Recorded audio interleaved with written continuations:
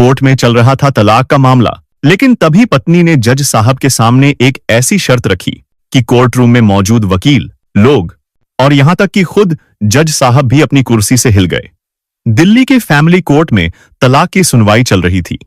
जज साहब ने फाइल पर से नजरें उठाईं और सामने खड़ी महिला को देखा। श्रीमती आरती शर्मा, क्या आप अपने पति राजेश शर्मा से तलाक पर सहमत हैं? कोर्ट में सन्नाटा पसर गया। सबकी निगाहें आरती पर टिक गईं। आरती ने एक गहरी सांस ली और बोली, जी जज साहब, मैं तलाक देने को तैयार हूं, लेकिन उससे पहले मेरी एक शर्त है। जब तक वो शर्त पूरी नहीं होती, मैं साइन नहीं करूंगी। पूरे कोर्टरूम में खलबली मच गई। राजेश का चेहरा सफेद पड़ गया। वकील एक दूसरे को देखने लगे। न्यायाधीश अशोक कुमार की भौहें सिकुड़ गईं। इतने साल की सेवा में उन्होंने बहुत केस देखे थे, लेकिन ये केस थोड़ा अनोखा लग रहा था। शर्त? उन्होंने धीरे से पूछा। कैसी शर्त? आरती की आवाज में दृढ़ता थी। तलाक से पहले मैं अपने पति के साथ एक पत्नी होने के पूरे अधिकार से एक आखिरी रात बिताना चाहती हूं। बस यही कहते ही कोर्ट में जैसे बम फट गया हो। राजेश के चेहरे पर क्रोध और शर्म एक साथ उभर आए। लोगों की आंखें फैल गईं। राजेश के वकील तो कुर्सी से उछल ही पड़े। ऑब्जेक्शन माय लॉर्ड, यह सरासर बेतुकी मांग है। मेरी मुवक्किल की छवि खराब करने की कोशिश की जा रही है। यह महिला अदालत का समय बर्बाद। शांत रहिए मिस्टर चड्ढा। जज साहब की भारी आवाज ने उन्हें चुप करा दिया। वे अपनी अनुभवी आंखों से आरती के चेहरे को पढ़ने की कोशिश कर रहे थे। फिर गंभीरता से बोले, मिसेज शर्मा, आपकी मांग बहुत ही असामान्य है। इस अजीब शर्त के पीछे जरूर कोई वजह है। क्या है वो वजह? ऐसा क्या हुआ है आपके साथ? आरती की सिसकियां अब खुलकर बाहर आने लगीं। हाँ जज साहब, वजह है मेरी 5 साल की शादी। 5 साल मतलब 1826 दिन। और इन 5 सालों में मेरे पति राजेश ने कभी मुझे अपनी पत्नी नहीं समझा।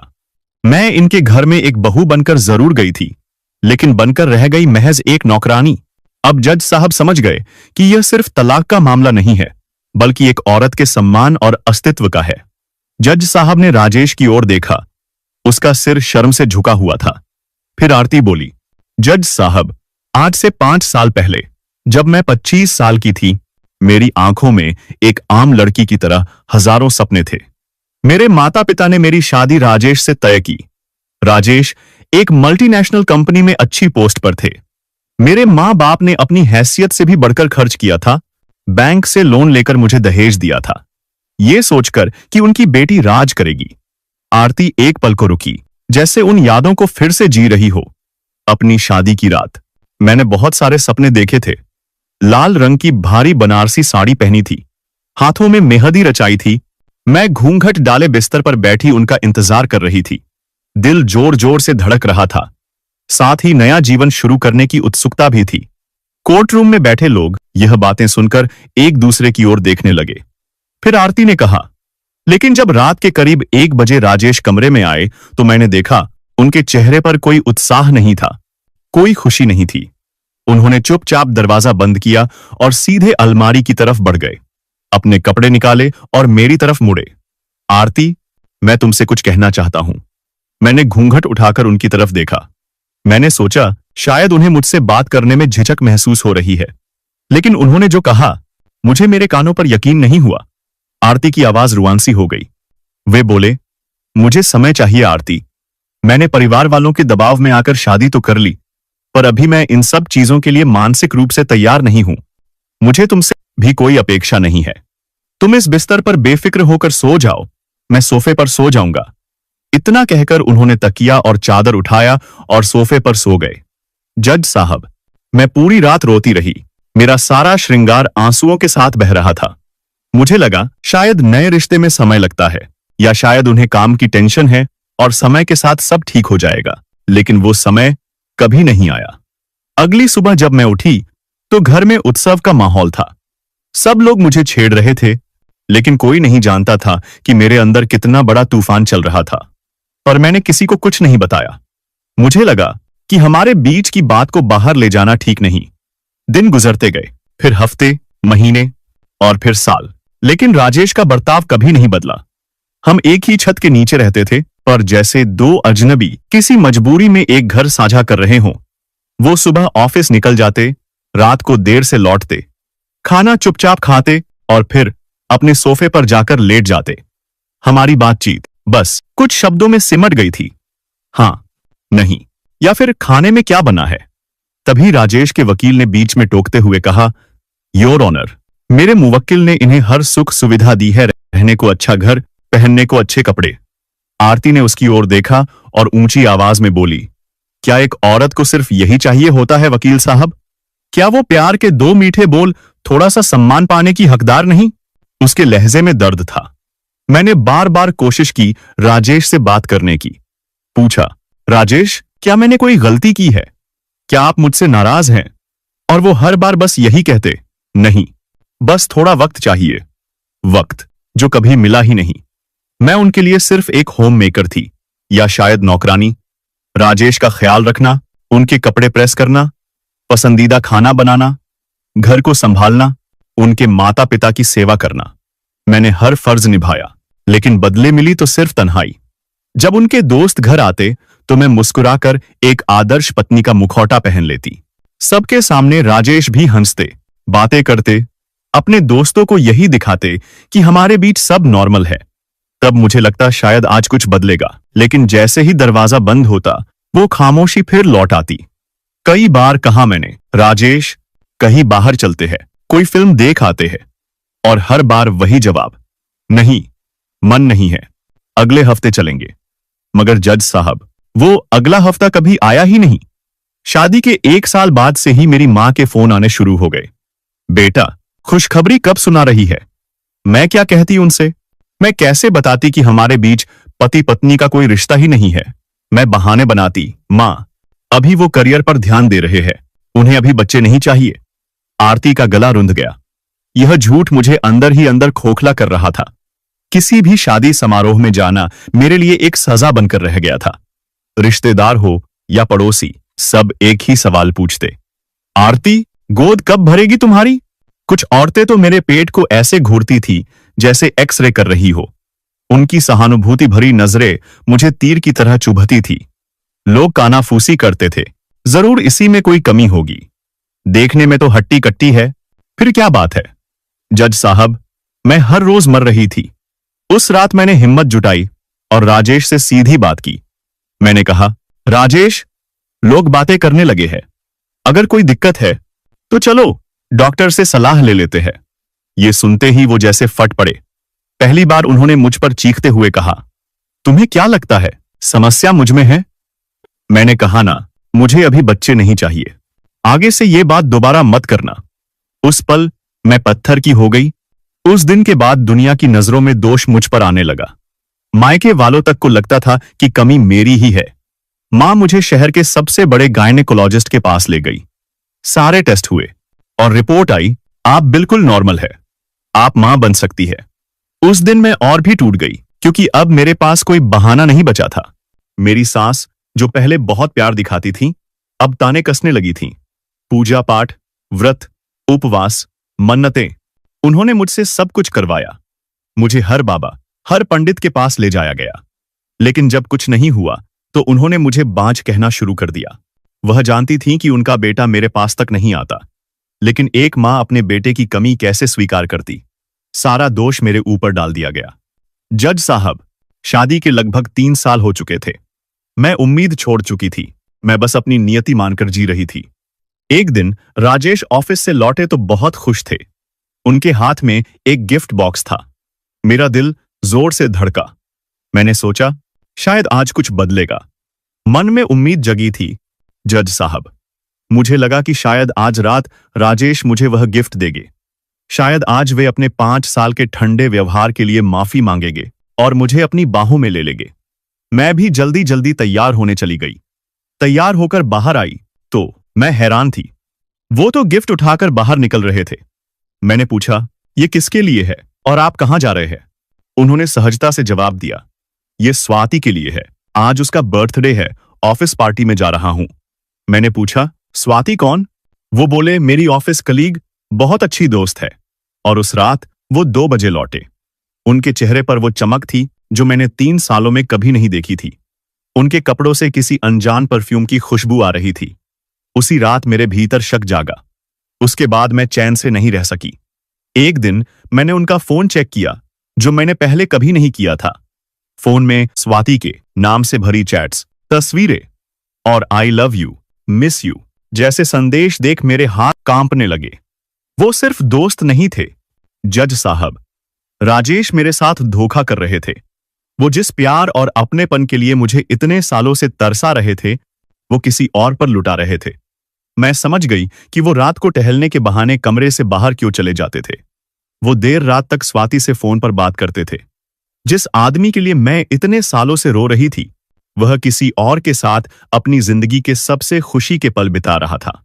उस रात मैं सो नहीं पाई।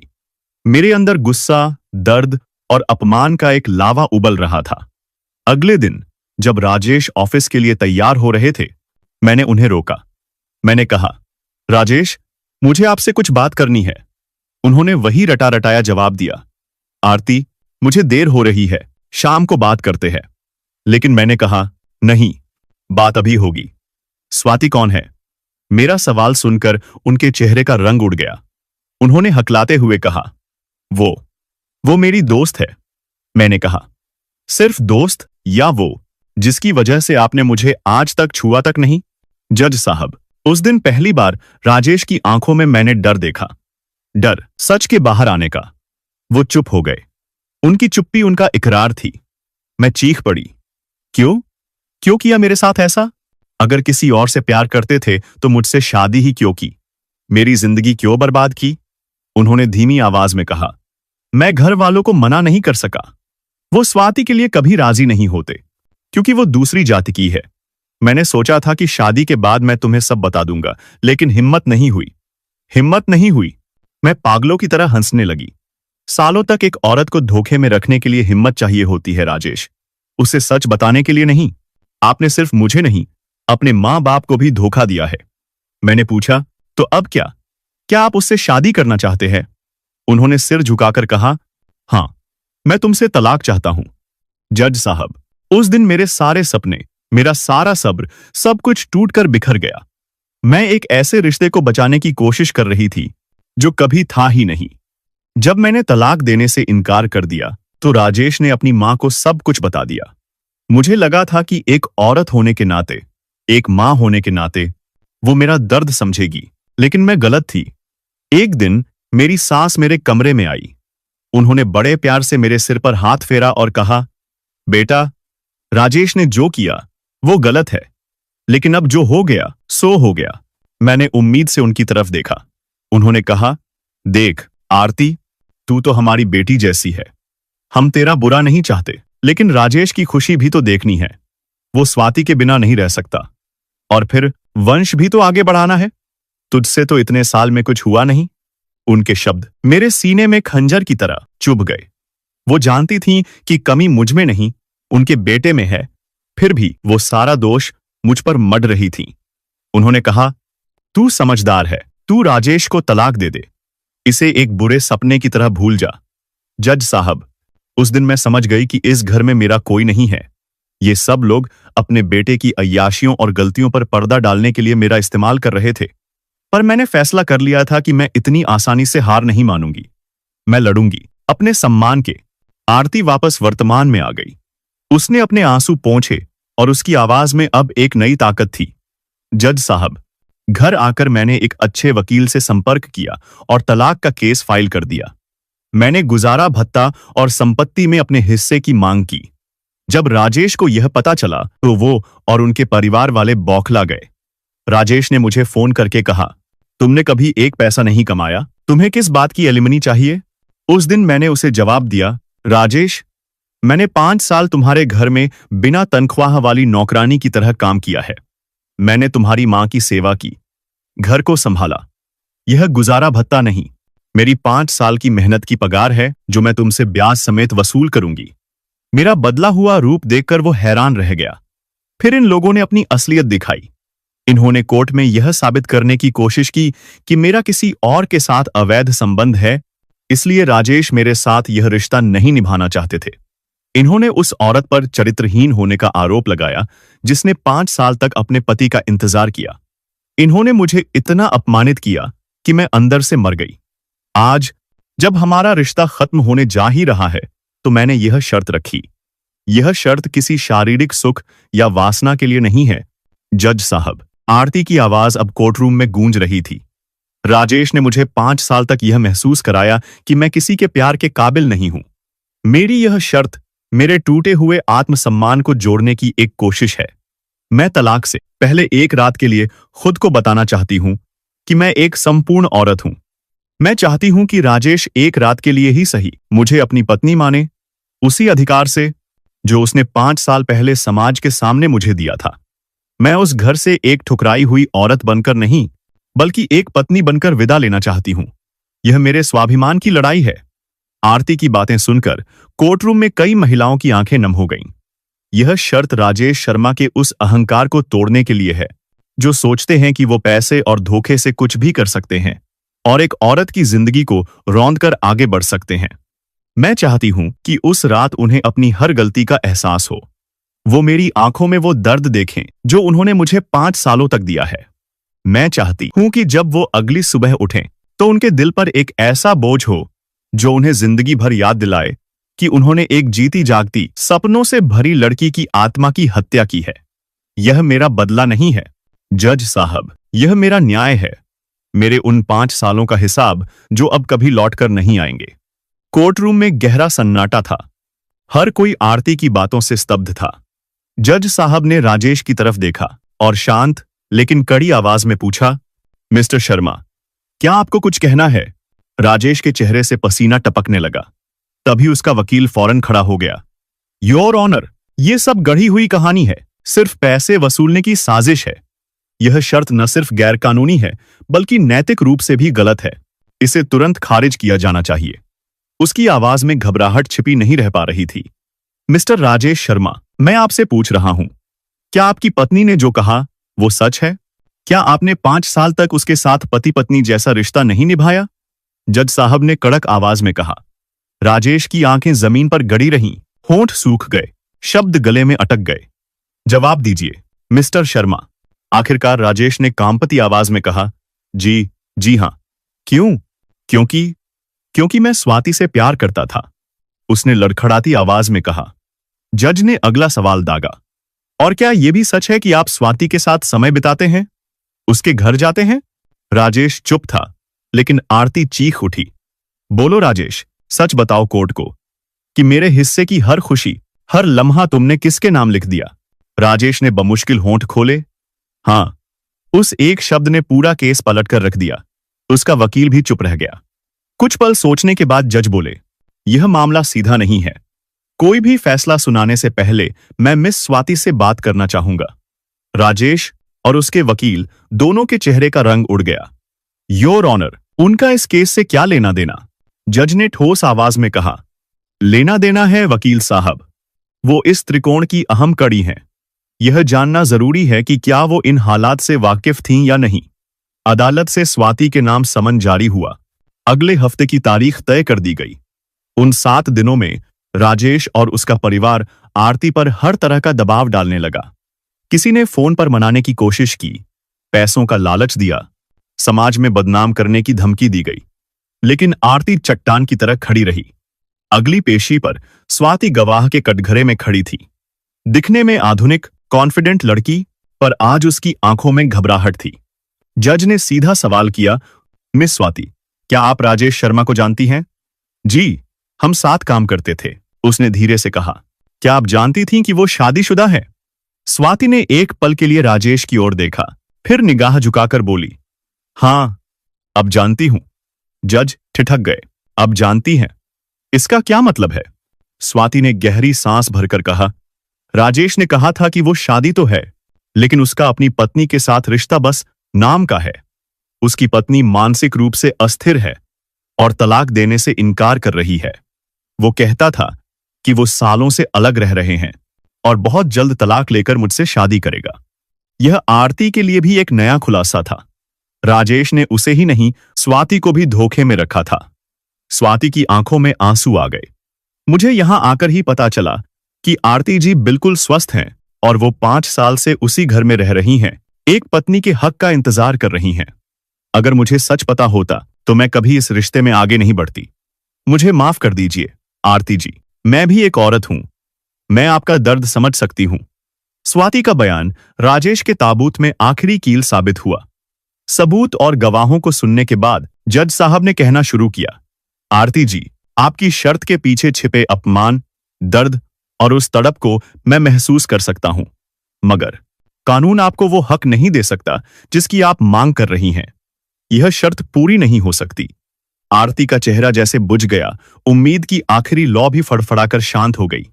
जज साहब ने उसे अपने करीब बुलाया और अपनी आवाज को नरम करते हुए कहा, बेटी, मैं आपसे एक जज की हैसियत से नहीं, एक पिता की हैसियत से कुछ कहना चाहता हूं।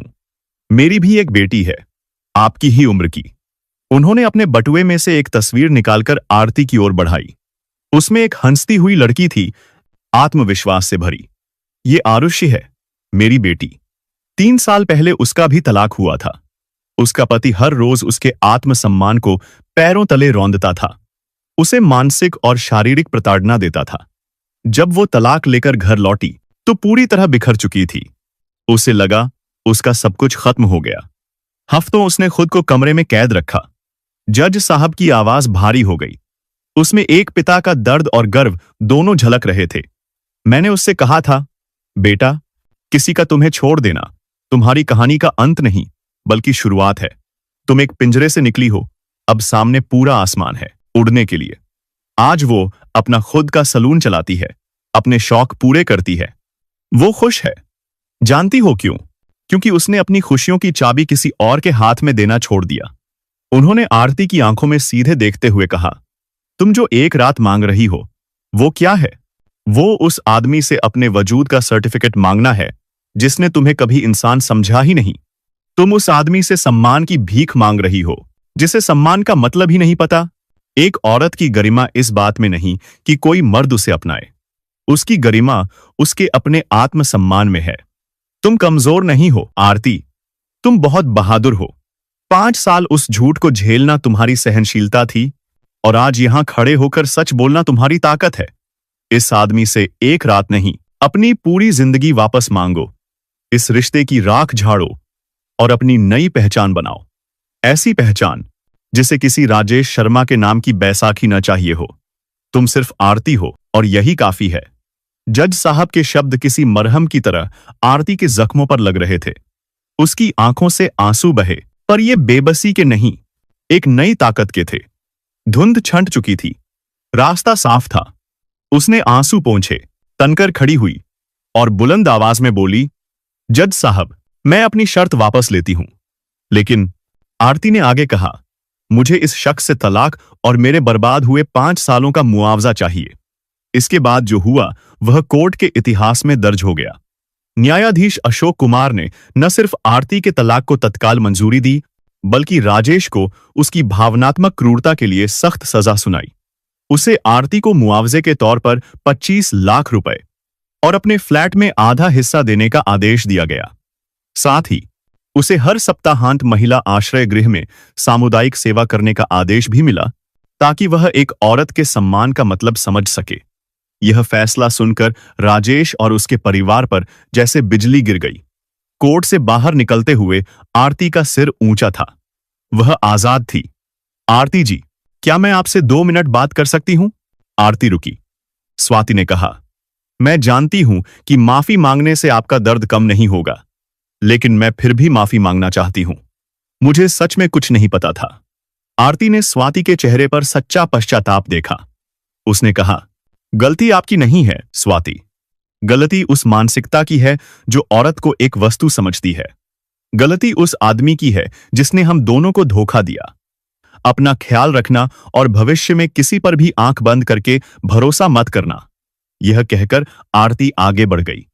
कुछ दूरी पर राजेश अकेला, हारा हुआ, टूटा हुआ और शर्मिंदा खड़ा था। स्वाति ने उसकी तरफ देखा तक नहीं और मुंह फेरकर अपनी राह चली गई। आज राजेश ने सिर्फ एक केस नहीं, बल्कि अपनी इज्जत, अपना पैसा, अपना भविष्य, यहां तक कि स्वाति का प्यार भी खो दिया था। उस दिन के बाद आरती ने एक नई मंजिल की ओर कदम बढ़ाए और अपने स्वाभिमानी जीवन की शुरुआत की। वह अब किसी की अधूरी दुल्हन नहीं, बल्कि एक पूर्ण स्त्री थी। तो दोस्तों, जज साहब ने जो फैसला सुनाया क्या वह सही था? अपनी राय कमेंट करके जरूर बताएं। और यह भी बताएं कि आप हमारी कहानियां भारत के किस शहर से सुन रहे हैं। वीडियो पसंद आई हो तो वीडियो को लाइक और चैनल को सब्सक्राइब जरूर करें। कहानी को अंत तक सुनने के लिए बहुत बहुत शुक्रिया।